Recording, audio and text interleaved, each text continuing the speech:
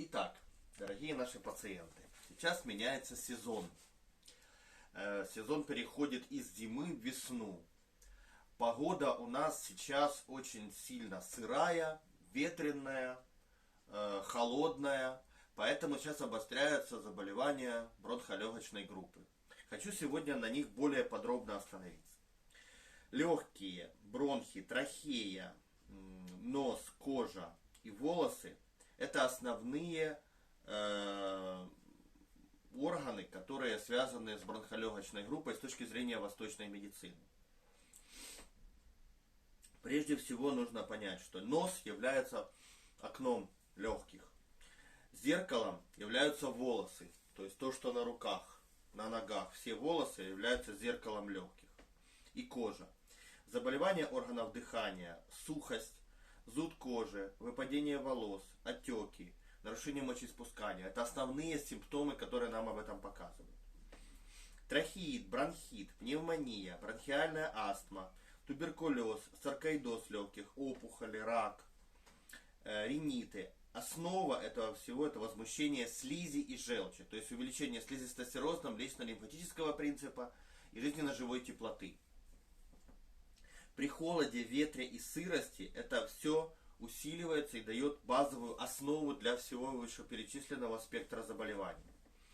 Злоупотребление очень острой, кислой пищей, физическое и умственное перенапряжение, наличие туберкулезной палочки, которая попадает извне, попадание пыли, грязного воздуха, неправильное или несвоевременное лечение острых состояний. Это вот обстоятельства, которые непосредственно приводят к заболеваниям легких и бронхолегочной группы.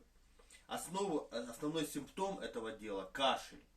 Тяжелый, изнуряющий, истощающий кашель, который, к сожалению, устраняет наши жизненные силы. Задача тибетской медицины состоит в том, чтобы очистить легкие и бронхи, для того, чтобы вывести даже при туберкулезе наружу всю эту гнойную мокроту, да, и в некоторых случаях снизить обильное отделение, когда необходимо восстановление самих легких. Причины заболеваний холода внешние. Внешнее происходит в том, что люди находятся долго в холодной воде. Иногда обтираются снегом, иногда одеваются в сырую, холодную, ветреную погоду совершенно не по сезону. Что-то тоненькое, без шапки, в несоответствующей обуви. То есть это все четко является причинами. Долгое пребывание на улице, тоже в этом плане. В дождливую, в сырую погоду, в сырых условиях. А также нахождение на ветру длительное время. Это тоже причина того, что как внешние факторы, которые провоцируют заболевания легких. Внутренние факторы – это пища из холодильника, пища не разогретая, пища, перегруженная элементами инь или холода.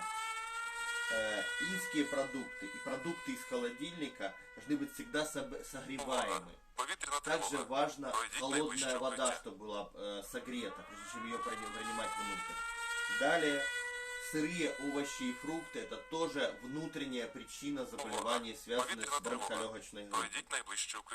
Что значит по лечению? Когда идет сильный изнуряющий кашель и не отделяется мокрота, мы добавляем агар-15. Это орлиное дерево, является основой этого дела.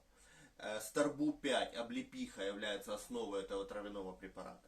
Если у нас повышается температура, то на основе крокусов шафрана и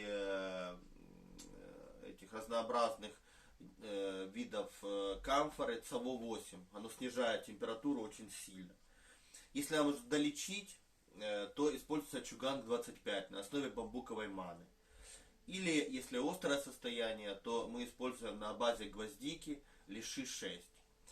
Эти все препараты достаточно труднодоступны и достаточно сложно достижимы. Но в случае, если у пациента уже ситуация экстремальная, то необходимо приходить к нам. Мы назначаем эти препараты, проводим также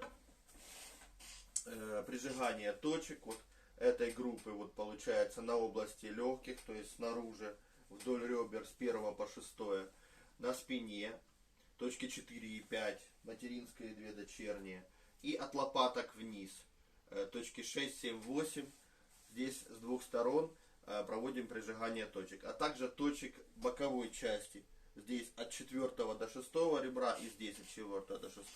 Это дает возможность помочь легким преодолеть инфекционный агент и застои слизи, если это заболевание холода. Основным компонентом, который уничтожает именно внутренний распространенный жар, это Девисил британский. Он объявляется антибактериальным, стимулирующим нервную систему действием и рассасывает блокады слизи в легких. Вот так вот он выглядит.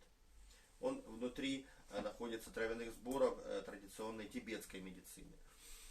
Простые методы, которые позволяют проводить профилактику заболеваний бронхолегочной группы, это то, что доступно на нашей территории. Вы берете просто обычные семена аниса, настаиваете их в пропорции 1 к 5 на водке 40% в течение 7 дней и полощите горло, если вы чувствуете, что оно уже першит. Если вы чувствуете, что вы находитесь или будете находиться в ситуации, когда много инфекционных агентов, вы берете 200 грамм корня хрена, перемалываете на мясорубке с 200 граммов лимона вместе с кожурой, и эту смесь употребляете в объеме 1/4 столовой ложки, не запивая водой в течение 30 минут, 3 раза в день. Это позволит достаточно качественно бороться с инфекцией бронхолегочной группы. Еще важным моментом является, если вы чувствуете, что будете переохлаждаться, берете обычный стручковый перец, аптечную настойку на спирту, натираете грудь, натираете спину и натираете стопы. И особенно если вы когда вспотеете, да, куда-то бежите, да, то оно вас прогревает достаточно глубоко и позволяет легче гораздо переносить эту дисфункцию. Вот.